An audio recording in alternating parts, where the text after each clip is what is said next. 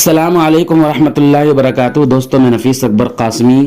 بہت مرتبہ ایسا ہوتا ہے کہ فجر کی فرض نماز سے پہلے 2 رکعات سنت پڑھنے کا ٹائم نہیں ملتا ہے۔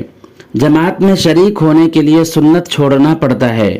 اب اس دوگانہ چھوٹی ہوئی سنت کا کیا حکم ہے؟ اسے کب ادا کرنا چاہیے؟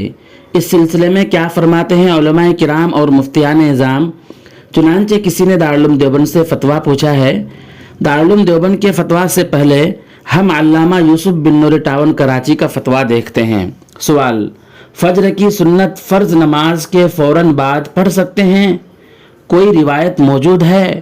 جواب دیا گیا ہے کہ اگر کوئی شخص فجر کی نماز کے لیے مسجد آئے اور جماعت شروع ہو گئی ہو تو اگر اسے امید ہو کہ وہ سنتیں پڑھ کر امام کے ساتھ قاعدہ اخیرہ میں شامل ہو جائے گا تو اسے چاہیے کہ کسی ستون کے پیچھے یا برآمدہ یا صحن میں یا جماعت کی صفوں سے ہٹ کر فجر کی سنتیں ادا کرے اور پھر امام کے ساتھ قاعدے میں شامل ہو جائے، اور اگر سنتیں پڑھنے کی صورت میں نماز مکمل طور پر نکلنے کا اندیشہ ہو تو سنتیں چھوڑ دے اور فرض نماز میں شامل ہو جائے۔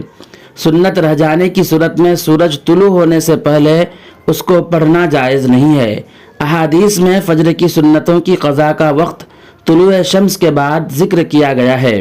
فجر کی نماز کے بعد طلوع شمس سے پہلے ہر قسم کی نفل نماز پڑھنا مکروہ تحریمی قرار دیا گیا ہے، لہذا فجر کی سنتوں کی قضا اسی دن اشراق کا وقت شروع ہونے کے بعد کرے، اور یہ حکم اسی دن کے زوال تک کے لیے ہے۔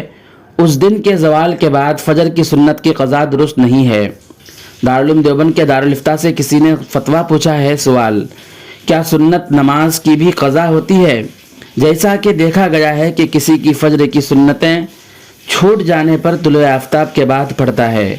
دارالعلوم دیوبند کے مفتیان کرام نے جواب دیا ہے، بسم اللہ الرحمن الرحیم: قضا وقت کے بعد واجب کی ادائیگی کو کہتے ہیں۔ اس معنی کے اعتبار سے کسی سنت کی قضا نہیں ہے، لیکن اگر فجر کی نماز مع سنت کے چھوٹ جائے تو زوال سے پہلے فرض کے ساتھ سنت کی قضا کرنے کا بھی حکم تبعاً للفرض ہے، اور زوال کے بعد کسی اور وقت میں صرف فرض نماز کی قضا ہے۔